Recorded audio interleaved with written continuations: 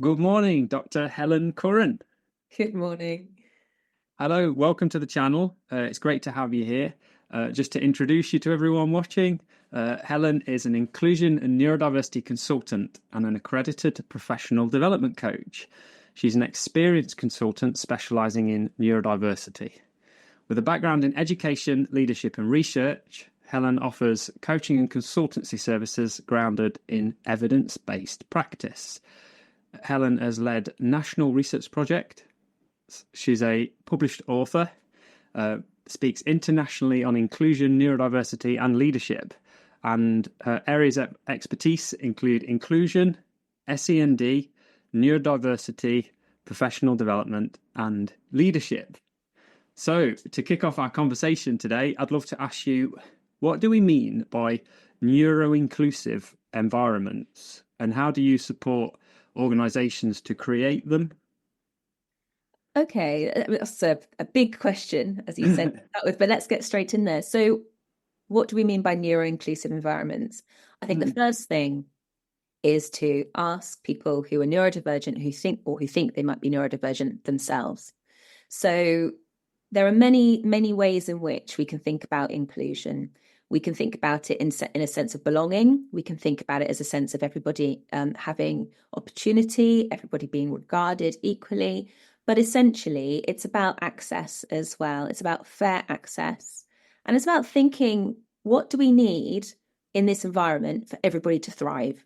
Because essentially, whether we're thinking about a business, whether we're thinking about a charity or a school, at its essence, with inclusion, we want everybody to have opportunity to thrive and to be themselves and to reach their potential. So for me, when we're thinking about a neuro-inclusive environment, whilst we might be thinking sort of in a macro sense, which is what could this look like for our business, for our organization, we've got to, in a sense, turn that on its head and think about it from an individual sense. What is it that individuals really need from us? And the only way you're going to find that out is by asking people. And I think one of the big challenges is when we start to make assumptions about what people need. So sort of coming at it from those two angles, from the macro and the micro, I think that's when you can really establish, whatever your setting is, you can really establish what neuro-inclusion looks like to you. In terms of how we work with businesses, in terms of supporting and how businesses can do that, I think it's exactly that. You've got to speak to people. You've got to find out what your employees really need in such a way that your employees, your staff feel comfortable in doing so. What we do know is that a lot of neurodivergent people do not feel comfortable in disclosing their neurodivergence to their managers. So perhaps that's the first thing that any organisation can think about. How do we present our ethos and our culture in our company, in our organisation, so that the clear message is, we are here to support you, we want you to thrive, and we want to hear from you. And I think as soon as you start embedding that across your culture, then you start to see people really taking part and really sort of sharing their own views with you. And that's when you can get true inclusion. Thanks, Helen. I'm wondering, dive into that and maybe rewind the clock a little bit. I wonder if you could share with us the story of what led you to working with organisations, supporting them to create neuro-inclusive environments. What led you into the work that you do now? I'm not sure there's a short answer to that, but I'll give it my best shot. So I actually trained as a teacher, and I very quickly went into the field of, as it's termed in schools, special educational needs and disability. Now, that's kind of an interesting point in itself about how we talk about these different areas. However, I worked in that, and then I quite quickly then moved into local authority-wide support for schools, and then in terms of supporting schools with inclusion. Beyond that, I then worked with a university for nearly a decade, I think, where I was focused on inclusion very broadly. And in this time also carried out a number of research projects. I'm slightly addicted to learning as well, hence the More Learning with Animas. So during that period, sort of 20-year period, I carried out lots of different, not only my own research projects or funded research projects, but lots of postgraduate study into the field of neurodiversity. Being appropriately qualified and having an evidence base about what you were talking about really matters to me. I do think personal experience is important as a side note, and I also bring that, but I like to bring the personal experience and back that up with professional experience and with qualifications. That really matters. And I think when I was at the university and I was doing a lot of research into leadership, into neuroinclusion, into inclusive environments. And the reason I decided to step outside of that and really focus on working with different organizations, whether that be through supporting them in developing their own neuroinclusive policies and practice, or indeed with neurodivergent individuals, is that having sort of worked, I mean, it was fabulous really at the university in that I had so many layers to my role. You know, there was the research layer, there was working directly with professionals layer because I was training lots of people. There was the individual work with people who were also studying, and then all of the kind of the work that we did outside of that as well with organizations. What I really wanted to do was take the elements that I really enjoyed. And there was a lot of it that I did enjoy, but having sort of done various bits of research for quite some time, I decided then to sort of say, right, I'm going to put that to one side now. I'm going to take the other elements that I've really been enjoying and focus on and really, really kind of really focus on that. And so that's how I ended up becoming a coach, because I took what I loved, which is working with the individuals. But then I also decided to kind of build on that work I was doing with organizations and training professionals in terms of inclusion and take that outside really of purely sort of academic learning, if you like, and see how we can apply that to organizations. And I have to say, it's been brilliant just to sort of see how that has transferred over. And yeah, it's been really exciting. Thanks, Helen. Yeah, that was in a nutshell whistle stop tour. I loved it. I'm wondering, sort of, what my curiosity is. You know, you were working in school as a Senko assistant head teacher, and I was wondering how what you learnt and your area of expertise working with the young people and the students in the school now translates to the work that you're doing with organizations, with professionals, and I know you work with late diagnosed working professionals, and I'm wondering how you bridge that gap, and if there's what differences or similarities there are in those sort of two environments. I mean, it's been a long time. I'm not going to say how long it's been since I've set foot in the classroom as a teacher. A very, very long time. Having said that, I have worked with children from the age of 3, 4, and in terms of my training, and you know, I've been training and working in that sort of field in terms of supporting professionals and organizations for the last, goodness, at least 10, 15 years. What I've noticed, sort of by knowing where people are coming from and understanding that life cycle and understanding the different parts, the different transitions, the different moments, it can really help when you're talking to people who are late diagnosed. Particularly with a lot of the corporates that I work with, there are people who are working in quite stressful roles, and maybe things are starting to shift for them and they've got some questions and they're wondering about their own neurodivergence. By being able to, within our sessions, really sometimes sort of think about, well, what do we know about ourselves? What can we take? What can we apply? We start thinking about a lot of the shoulds that people might have. You know, I should be able to do this. Why can't I do this? If only I could do this. All those messages people may have heard, particularly throughout their younger years, coming into early adulthood. I think to be able to recognize that and to understand it can really help when you're working with people who are late diagnosed.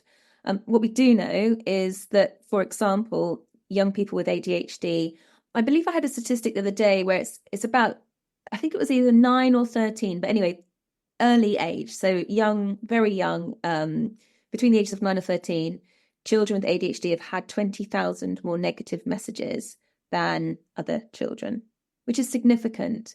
And so if you have then, throughout your life, had these questions about, well, why do I find this so hard? Why do other people seemingly do this so easily and I can't? Or you've been given these negative messages over time, to then maybe age 40, 50, start to realize that actually there could be a reason for this. And yeah, we could really dial up those strengths, which perhaps haven't been tapped into, but actually there are ways in which we can authentically think about individual and personalized strategies that work for you. And we can talk to your HR team and your line manager about this, because there are some really, not necessarily straightforward, but there are some really powerful things, even in the way we think, but the way we approach things that can change. And by having that experience all the way through, it just enables me to sort of tap into each of those different life stages to help people really where they are right now. Thanks, Helen. I know you mentioned life stages then, and sort of made like a timeline sort of gesture. And I know that something you told me before today's call was that you've been working since the age of 3. I've been since I was 3. Yes, I wondered if I could ask you more about that. You told me you worked, so what I mean is I've worked with individuals who were 3. Oh, okay, sorry. So, yeah, I'm sorry. I got the wrong end of it. My work ethic is strong, but no, I didn't start working when I was 3. But I have, in terms of the people I've worked with, even those youngsters that you see who maybe are struggling, and some of those really early behaviours that you might notice, and then how they present later on throughout life. But no, I don't know when I actually started work. I think it was for about 13, probably baking something, I should imagine. Well, thanks for correcting me. I pride myself on not getting things perfect every time, and that's a classic example. But oh well, never mind. So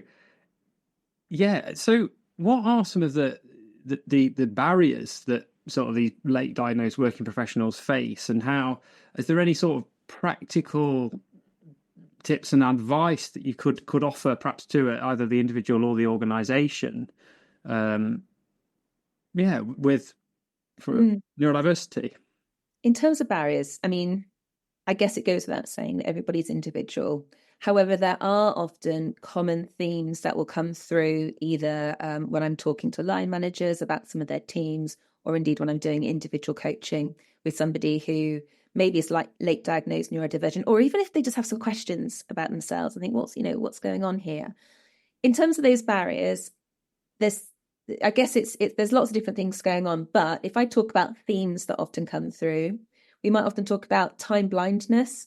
So, the idea of I've got this amount I need to get done and I have this much time, but actually I don't really have this much time. I have this much time. And it's this sort of, I was talking to a client the other day about, the sort of constant optimism of how much they can achieve within the set amount of time they actually have.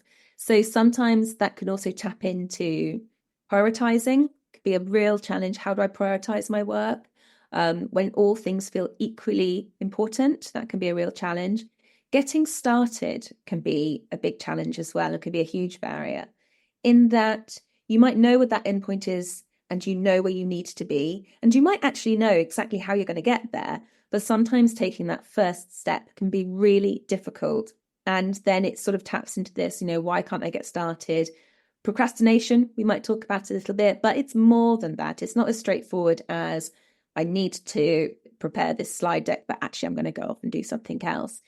It's more about how do we actually get started? I'm not sure what that first step is to take. We talk a fair bit about sensory as well in terms of sensory overload. And it's interesting, particularly when I'm delivering training in person to businesses, when we just stop and we just explore the environment that we're in. I will start sort of highlighting some of the sensory things that might be going on in that room. I might draw attention to the light or to the seating, or the noise that's outside, or even small things like the noise of the projector, if we're using a projector, or the rustling of paper, or the smell. And it's when people just stop and they start to tap into that you can really enable people to start thinking, what actually is happening here? So that's a flavour of some of the barriers that people experience. Impulse control is another key one I talk a lot to with my clients, managing that. In terms of what companies can do, and indeed what individuals can do, I talk a lot with my clients and indeed, organisations I work with about thinking about what's the right setting. And I don't just mean the environment within which you're working, although that is important, particularly with things like hot desking. It can be a real challenge for some individuals, not only those who really benefit from structure and routine, but if there's one particular place where you work really well and that's not always available, that can be quite anxiety inducing. But thinking about environment in terms of setting yourself up for success, when do you work best? What do you need to get yourself into a really good workspace? Because actually a lot of neurodivergent individuals have, it goes without saying, they have so many significant skills. I talk a lot about hyperfocus, which for many companies, they get a lot from their employees when they are hyperfocusing, but that can also lead to a crash after. So we talk about managing that, managing time. We talk about getting yourself into that right position. What do you need? What really sets you up for success in that day? Often it's about creating a bit of space, or it's about, what do you need to do to get started? What could that look like? Changing routines. But equally sharing those with individuals, particularly your line managers, so they know. So often when I'm doing some sort of triad coaching, that can be really useful. So we can share some of the strategies that we're working on together. Thanks, Helen. So it sounds like awareness is key as a first step for the organisation. It also sounds like it'd be putting the shoe on the other foot. If I was in an organisation that was aware and very supportive of neurodiverse talent, in the way you've described, it sounds like it would also have a positive ripple effect and be really helpful and supportive of neurotypical talent as well. Absolutely. There's a saying within education, which is send practice is good practice for all. And what that means is that the approaches that teachers take in their classrooms that may be considered specific approaches for neurodivergent individuals actually benefits everybody. And it's absolutely the same in other environments, whatever that might be. And so it's about not just looking at the individual, although we do need to do that because, we mustn't have sort of blanket policies. These are the reasonable adjustments we will offer neurodivergent individuals. That's not going to work. But on the other hand, just thinking about some really good practice. So, I hear so much from many of my clients, and I appreciate the settings that they're working in and the pressures and how things are often last minute. But actually, just creating some space, having meetings with clear agendas, having meetings where actually you might have an agenda, but you might have space at the end of that meeting to be able to circle back to any of the points that you've discussed and have that as just a part of your process can really support individuals who need just a little bit longer processing. Because so often what happens is point one might be discussed and the individual might be thinking that through and then the conversation moves on and the moment has gone. But if you can create a moment at the end of the meeting, which is, does anybody want to return to anything? And anybody got any points we want to bring up? And have that just as a standard procedure, that can really support people with processing, whether they have a diagnosis or not. Because what we don't want is the diagnosis to be the gate where actually that's the only way that you can access support. Ideally, these strategies can support lots of people. Thanks, Helen. And I wondered if there were any, I know from our neurodiversity course that we were both on with Animas, that it's kind of no one size fits all and there's no one solution, like the solution, but there is, by a combination of these factors, we can make the organisation more inclusive, for more accessible for everyone. And I wondered if there's any sort of success stories you'd like to share, or anything positive that you've seen as a result of organisations working with you and the work that you've done together, and putting those things in place that you've mentioned. Oh, absolutely. I mean, so many I can think of, and immediately at least 3 clients came to mind. Very diverse, marketing, insurance, and health were the 3 areas. The challenge for those 3 individuals was quite similar in that there were issues around communication. Now, that's a really fascinating one, actually, when you think about this for businesses and for organizations. When you think of the multiple channels of communication that we use all the time. And if you're on Teams, you will have your instant messenger, you'll have email, it's all happening all of the time. I mean, here we are today. Ping, ping, ping, ping. Absolutely. And I can think for all 3 individuals, we did quite a bit of work around communication. And a lot of that was to do with confidence, but a lot of it was around, how do I use this? How do I manage all of these varying channels going on all the time? It's utterly overwhelming for them. And what I have found works really, really well is, you might have 3 or 4 sessions with an individual, and then maybe session 5, maybe session 6, you bring in their line manager, and with their permission, with the client's permission, you are then discussing as a 3 the sorts of strategies that you're trying out, the sorts of things that maybe the line manager needs to be aware of, and the way that the line manager can actually also support. And there's been some really great things. I know that I can think of a client in particular where context really mattered to them. So they were getting all of this information coming at them all the time, and it was piecemeal. There's just bits of the information coming to them, which actually for many individuals might be fine, but for them, they really needed a bit more information. And so actually, having had that sort of triad meeting with their line manager, the manager's like, oh, great, well, that's fine. I'll just do that then. Next time I email you, I'll just let you know where this fits in. And it was such a simple thing. And I've had other people where, there's been sensory issues where, again, we've gone to HR and we've sort of shared some information with them. They're like, yeah, great. We can make those adjustments immediately.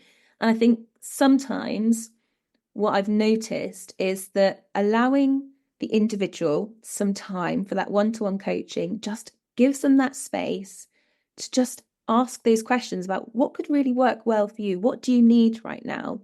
What's getting in the way? If you could change anything, what would you change? And then we have that information, but they then also have the advocate who can go and support them within those triad meetings or directly to HR and say, hey, look, this is what we've discovered. And I must say that, the HR departments I work with, the line managers are so incredibly supportive. They're just like, great, this information's so useful. We can put that in place tomorrow. So that, there's lots of instances I can think of where that's been, you come away just thinking, yeah, that's really great, because that's a relatively simple thing, but it's going to make a big difference. Wow. I must admit, as someone I've not heard much about triad coaching before, and I'm just wondering how, as a coach, you approach that conversation with your coachee and also their manager or someone in the room of presumably a position of responsibility. Yeah. And as it's not a coaching conversation, so. Or is it a coaching conversation of a sort? Yeah, it's interesting. I think the key thing is preparation and transparency. So you would never just go into a suggested triad conversation unless that was something which you had agreed as part of the coaching contract. Typically, I find with most businesses I work with, this is something that they really kind of value. However, what's key when I said transparency and preparation, in terms of preparation, having that conversation with your coachee and sort of saying to them, look, we have this conversation coming up as it would never be a surprise. That's the key thing. They know when this conversation is coming up, they know the purpose of the conversation, i.e. to support you. And the key thing is that you have to hold that confidentiality, absolutely key. So for me, it's having very clear conversations with your coachee and saying, what is it exactly you would like to share? And what would you like my role to be within that? So for some coaches, they might say, well, these strategies that we've listed or that we've got, I would really like you to share that, please, on my behalf. Others will say, can you just facilitate the conversation, please, between me and my manager? So you decide together how you want that to work. And most importantly, what you would like to share. And you do not step over that. So even if I'm in the conversation, I'm thinking, we talked about this a few weeks ago, we've had this agreement about what we would actually share. So preparation is absolutely key. In terms of transparency, again, I guess it links to preparation, which is everybody's transparent regarding the purpose of the meeting.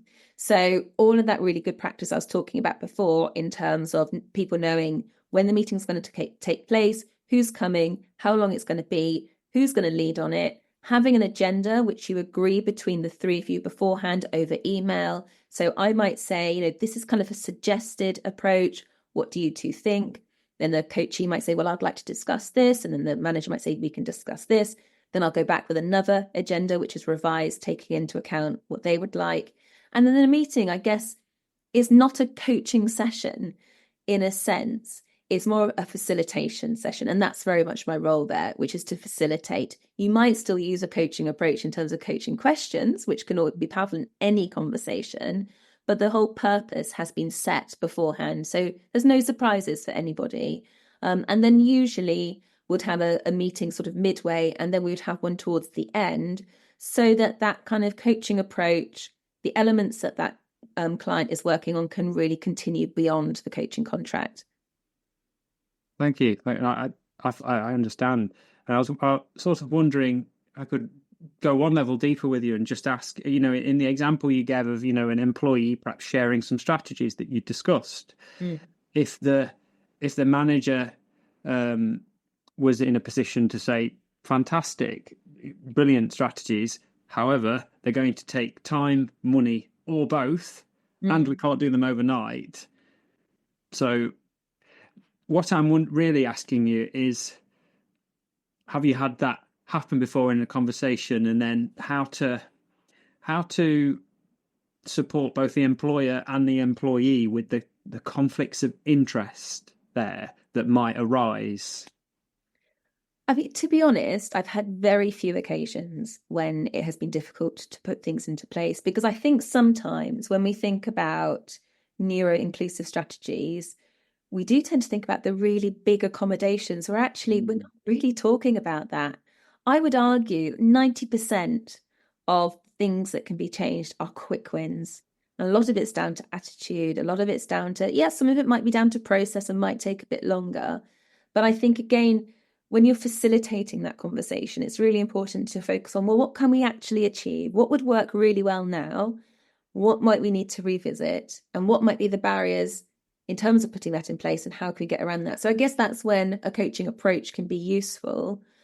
But genuinely, I cannot think of many times where there has been something so significant that a line manager has turned around and said, well, I can't see how that's going to work. It's going to take too long or too much money. Because most accommodations are relatively minor, at least they may appear so, but could have a huge impact on an individual.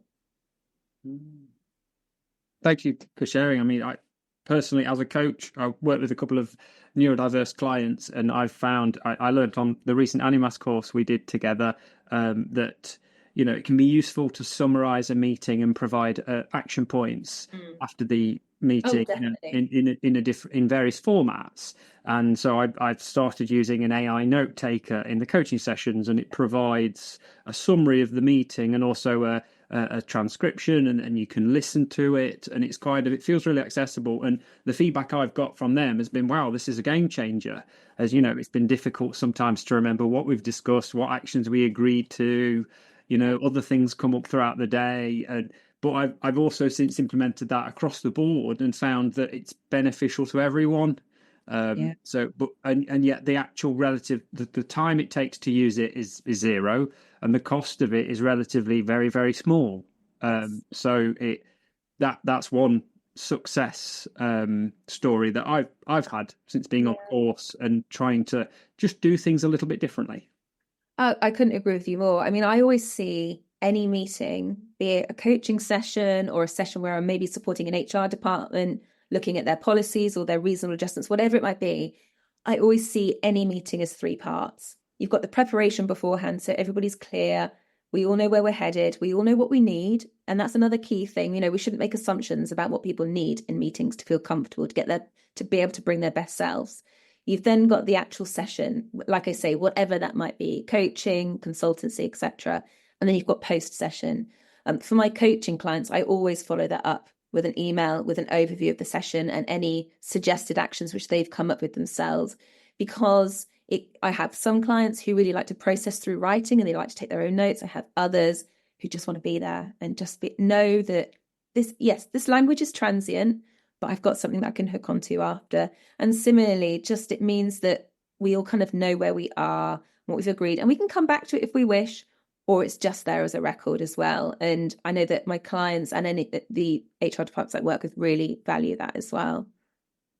Thank you for sharing. I wonder if I could ask you what led you to deciding to take the neurodiversity course with Animas, and what was your experience and perhaps the value that you found from that course as someone who is clearly already very experienced in this space and has been doing it for years? Do you know, it's really funny. I mean, I think I mentioned earlier on in our conversation that I'm slightly addicted to learning and qualification. So that probably is the short answer. It really matters to me, like I said earlier, that, I have extensive professional experience across a whole host of environments. And I think that brings one lens. And I have personal experience, and that brings another lens. However, evidence-based practice really matters to me. I want any client who I work with, be they an individual or an organization, to know that they're getting the very best from me. And to do that, you have to be informed. So I have done lots of, my postgraduate, I've got postgraduate degrees in autism and dyslexia and inclusion and leadership and professional practice and professional development, coaching, all of that shebang. My PhD focused on leadership and inclusion. And then I went and I became, and I trained in coaching. However, the thing that's really important with qualifications is that times change. We see that actually, perhaps the field of ADHD is one of the clearest examples. When you think about our understanding of ADHD, back when I qualified as a primary school teacher, 1999 that was, just to give you an idea of how long ago we're talking, our understanding now of ADHD has significantly increased, particularly around women and girls in terms of presentation, in terms of that internal attention challenges as opposed to the external attention challenges.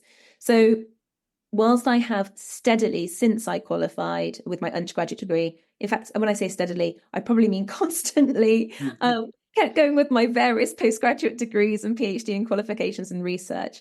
For me, it is imperative that I stay absolutely up to date with what's going on.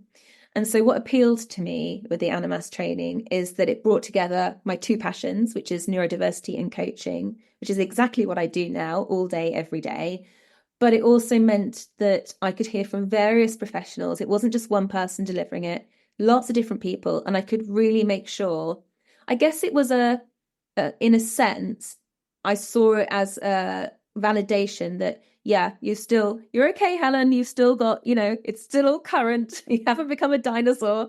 And actually it was really validating in that regard, in that, I learned some new stuff, which was fabulous. And I love learning new stuff. But actually, I was able to say, yeah, no, it's all still current because I'd like to keep myself current. It's all still valid. It's all still relevant. You're still on the right track. And so I think that was really nice to have that reassurance as well. Thank you for sharing. It's interesting. I've interviewed a few people who've been on the neurodiversity course now, and it's funny how, for me, I was someone coming at the course as a delegate, completely a newbie, and it was all new to me, and I was learning so much. And then it sounds, again, it was equally appealing and valuable for someone coming at it through a very experienced lens in terms of reinforcing what you already knew and maybe filling in some gaps. Oh, definitely. And adding to that. Yeah. And, that's before we even mention sort of the community aspect of the course and some of the conversations that happened in the breakout rooms and consolidation sessions, which for me were sort of half the value of the course. I think whatever your knowledge is, wherever you are in relation to how much you have hyper-focused on a particular area, there's always something new to learn, particularly from others. And, things like seeing the coaching demo. I mean, that's just magic because you just get to see somebody else. And the thing with coaching is that, it's a really sort of intense, productive relationship. But we're here together, you're there as the coach, you've got your coachee there. To be able to see and to be able to have that experience of observing that is a real privilege. And so there's always something new to be learned. Even if it's just hearing a different viewpoint, hearing from one of the other delegates about their perspective, there's always something new to learn. And I just think that's great. Thank you. Thank you for sharing. We should get you on the channel more often, talking about the value of continuous learning. Oh, I could talk about that for days. So, sort of starting to bring our conversation to a close. What's the work that you're doing sort of moving forward? Is there any particular area that you're focusing on that you would invite people, to reach out to you for a conversation on? Well, that's a good question. So, I mean, my work for the last few years really has focused on working with neurodivergent individuals. So typically late diagnosed, but not always. I think there's a lot of people nowadays who maybe just have some questions about how they think and how they experience the world. We know that there are challenges accessing diagnosis. That should not be a gate to, a closed gate to getting through to support. And I think that is the beauty of coaching, is that it is so personalized, specifically for neurodivergent individuals. It's taking strengths that individuals have and it's really dialing those up. It's allowing space just to think. I mean, how often do we get space just to think? Very rarely. And then to really authentically think about what could work for you. You know, the last thing you want as a neurodivergent individual is for somebody to tell you have you tried more lists? Have you tried this timer? Have you tried that? No, we don't need more of those. What we need is something that really works for you. So my work is very focused at the moment on working one-to-one with clients who think they may be neurodivergent or are neurodivergent. And then alongside that, working with businesses and organizations, specifically either with their employees on a one-to-one basis, but also training in terms of what is neurodiversity? What do we mean by this? And how can we, as an organization, work together to make this an even more neuro-inclusive environment? Thank you for sharing. And finally, so are there any words any advice you'd share to someone considering taking an Animas course, whether it's in their existing area of expertise or whether it's completely new to them? I think what was really great about the Animas course that I've just completed in neurodiversity is that you heard so many different voices. And actually, it was a very neuro-inclusive experience anyway, because the administration is top notch. You get lots of reminders. You get all of the things coming through. It's all online. It's on demand as well. So for people who, like to watch things 1 or 2 times, or maybe if you are unable to access something, or if you need a bit more time processing, it's there. The PowerPoints are there, if that's the chosen method of presentation. So it's a really neuro-inclusive environment. I just think what's nice about that is the variety of voices and the fact that, actually, it's just a really friendly, chilled sense of and actually, if you're in a good space like that, that's when you'll learn. If you're under pressure, if it's challenging to access, if the way in which it's presented is not inclusive and doesn't suit you, it's really hard to learn. So I think what Animas do is create an environment where people feel in a really good space to learn. And that's where you get the most out of any continuing professional development.